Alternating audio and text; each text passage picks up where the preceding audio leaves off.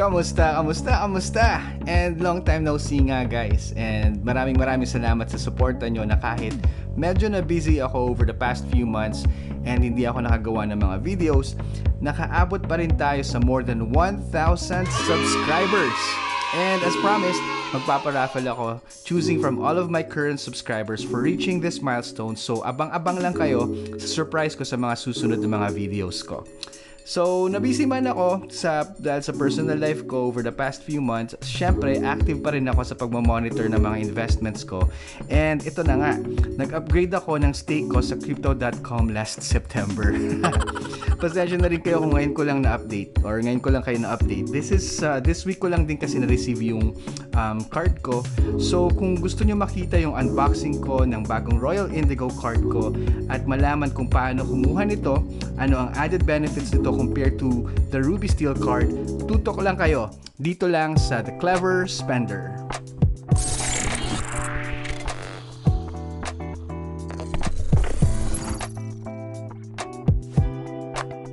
Kung bago lang kayo sa channel ko, welcome! Kung mahilig kayo sa tech and gadget unboxing at sa financial discussions on smart spending, trading, and usage of different financial platforms like GCash, PayMaya, Coins.ph, different banking apps at marami pang iba, please make that subscribe button explode. Paki-on na din ang notification bell para updated kayo sa mga future videos ko. At kung nagustuhan niyo yung mga videos ko, please don't forget to hit that like button and comment down below para sa mga questions nyo, and I'll make sure to attend to it as soon as possible. Okay, so guys, kung gusto niyo panood yung pinakaunang video ko, yung unboxing video ko ng Ruby Steel card back in June last year, nilagay ko sa description box yung link ng video na yon. Medyo actually over the past few months, marami na rin nagbago sa policy and terms ng crypto.com, so iisa-isahin ko yung mga yan sa susunod na videos ko. Pero this time, mag-focus muna tayo sa unboxing and benefits ng Royal Indigo card na nakuha ko. Para naman sa mga beginners na gustong makakuha nito, meron din akong videos na nagawa in the past kung paano mag-register at mag-stake para makakuha ng metal debit card. Actually, wala namang masyadong pagbabago sa process ng pagkuha ng card. Nasa description box din yung link ng video. Kung may questions naman kayo, feel free to chat with me sa Facebook or sa Telegram channel ko. Yung link nilagay ko rin sa description box ng video na to. Just to give you a brief overview, it took Crypto.com around or almost 6 months to send my card. Dahil na din sa changes nila over the past few months. At kung naalala nyo, around Q3 of last year, pinalitan nila yung debit card issuer nila na si Wirecard. Dahil na rin sa mga issues at scandals nito. Around Q4 naman, yung pangalan ng bank na nag-i-issue ng mga debit cards natin is called Real Bank. I think based pa rin to sa Singapore. And dahil sa transition or dahil sa lag na mga nadulot ng mga ilang months na hindi nakapag-issue ng card si Crypto.com, and dahil na rin sa transition ng dalawang card issuers na to, medyo tumagal yung pag-send nila ng mga debit cards. Not only here in Southeast Asia or actually at least here in the Philippines, pati sa lahat ng mga cards or sa lahat ng mga locations na sinuservicean nila globally. So far sa mga nakikita ko, pang nahabol naman na ng Crypto.com yung mga pending items nila, and unti-unti nang nag-normalize yung card delivery nila. Nung nakuha ko yung Ruby Steel card last May, actually inabot lang yun ng 5 days from the time na nag-apply ako hanggang na-deliver yung card. And so I hope this time, na since tapos na yung transition nila sa new card provider, mapabilis na rin yung delivery ng cards nila sa mga feature requests. Sa mga requests nyo kung gusto nyo makakuha ng card, diba? So, now going back to the card, tulad nung nakuha kong Ruby Steel card last year, galing pa rin sa Singapore tong bagong card, and DHL pa rin yung nag-deliver. So, tara, buksan na natin yung package. So, gaya nga na sinabi ko guys, umabot ng ilang buwan. Actually, matatapos na yung term ko sa stake ko sa crypto.com bago lang siya dumating. May 26 days pa ako, pero I don't have any plans of unstaking naman because I want to use this card for the benefits like yung mga Spotify, Netflix, and those kind of stuff. So, ito na yung actual envelope nung card. So, buksan na natin. Medyo ingat-ingatan. Sinira ko na. Okay. So ito yung actual envelope ng card. Shows same pa rin siya kung ano yung tsura nung ito casing or yung packaging ng Ruby Steel card. Ganun din yung packaging ng Royal Indigo na card. For this tier, actually pwede kang mamili kung gusto mo ng green na card or itong Royal Indigo, pero mas pinili ko yung Royal Indigo. So kaya siguro siya medyo tumagal kasi ang available yata over the past few weeks is yung green card. Hindi ko naman gusto yung kulay. So ito, yan. Syempre nandiyan pa rin yung welcome letter ni Chris, CEO ng Crypto.com, at ito na yung actual card. Ayan. Parehas lang yung lalagyan nung Royal Indigo sa Ruby Steel. Actually, lahat ng mga cards yata. I think yung mas magandang packaging at mas marami pa sila mga giveaways is yung nasa 4th tier na, which is yung icy white. At saka lalong-lalo na syempre pag naka black, obsidian black ka na card, mas maganda yung mga bibigay nila sa yung mas maganda yung package, mas marami silang perks, syempre. At may additional pa siyang mga binibigay na mga items other than the card. So, ito na yung actual na card. Kung makikita nyo, medyo mas maganda yung kulay. Ang naiba lang naman dito yung kulay lang. Syempre, ito Royal Indigo, may pagka-purple yung kulay niya.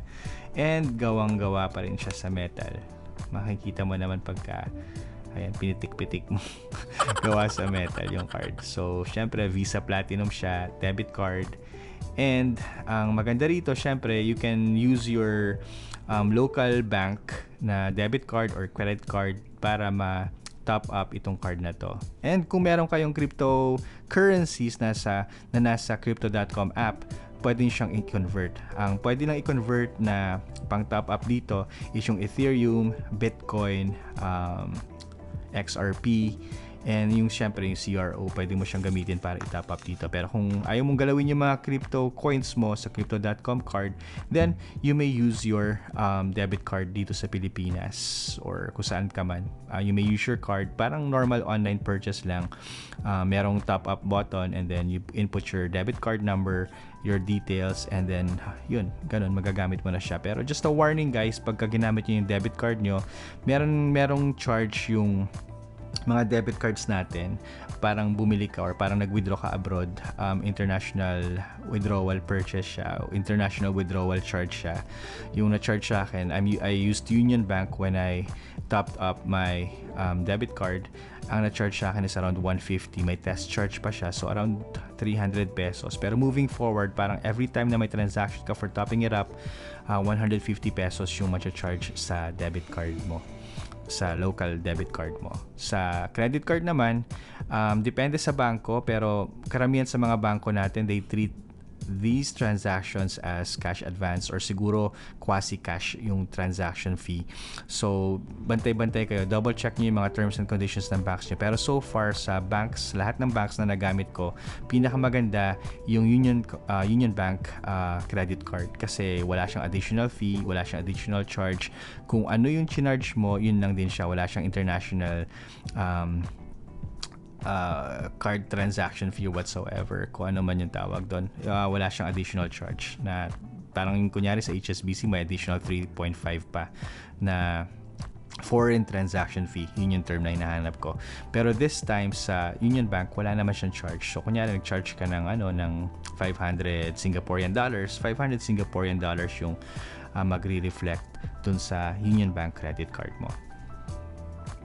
Okay, so ngayon pag-usapan naman natin yung difference ng Ruby Steel card at saka ng Royal Indigo, which are the most common cards ng Crypto.com. Tsaka na natin pag-usapan siguro yung higher tiered cards nila pag marami na tayong pera pang stake ng ganun. Pero for now, yung difference is that for Royal Indigo, 3% yung cashback niya for your POS terminal purchases, yung mga groceries nyo, mga online purchases nyo, compared to 2% rebate sa Ruby Steel card.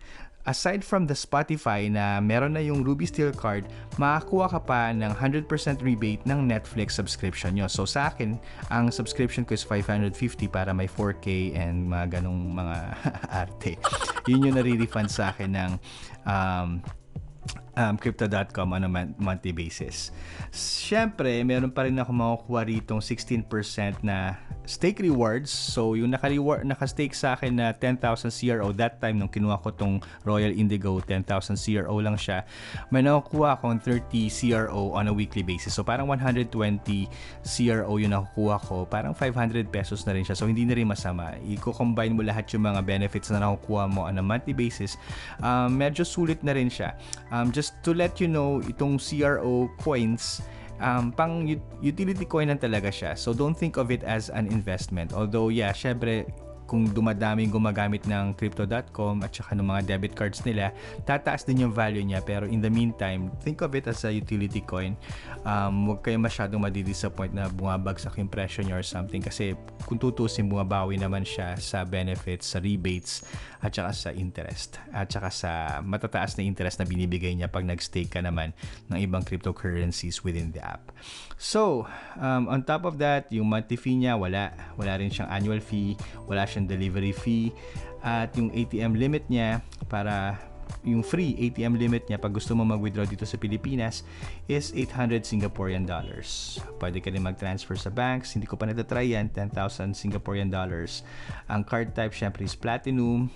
Yung card is gawa sa metal. At meron din siyang contactless ability. At pwede ka rin magbayad or gumamit ng card na to sa lahat ng lugar na tumatanggap ng Visa, debit cards. Ayun. So, yun lang naman yung benefits ng card, guys. If you have questions pa, please feel free to chat with me sa Facebook or sa Telegram channel ko. Nilagay ko yung description sa box na to. And I hope nagustuhan niyo yung video na to. If may mga gusto kayong topic na gusto niyo i-discuss sa mga future videos ko, please feel free to let us know. Lagay niyo lang sa comment section natin. At maraming salamat sa pagsubaybay niyo at sa panunood niyo ng video na to. I hope nagustuhan niyo. Please click on the like button at subscribe na rin kayo kung hindi kayo nakasubscribe. Maraming salamat ulit, guys. You have a good day.